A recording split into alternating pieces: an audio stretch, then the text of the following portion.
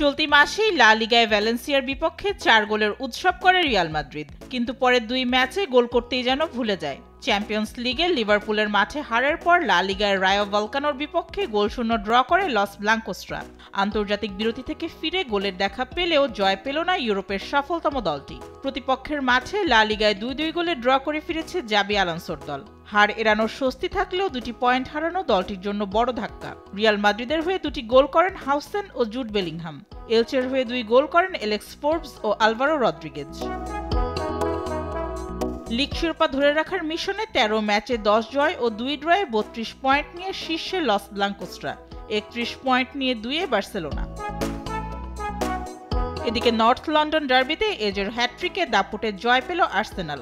Emirates স্টেডিয়ামে premier লিগের ম্যাচে 4-1 গোলে জিতেছে মিকেল আর্তেতার দল। কয়েক বছর ধরেই যেন একপেশে হয়ে গেছে নর্থ লন্ডন ডার্বি, এবারও হয়নি তার ব্যতিক্রম।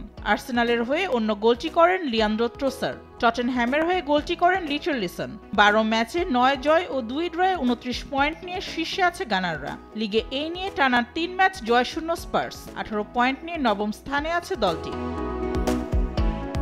এদিকে ইতালিয়ান সিরিয়ার হাই ভোল্টেজ ম্যাচে সান সিরোতে ইন্টার মিলানকে 1-0 গোলে হারিয়েছে এসি মিলান।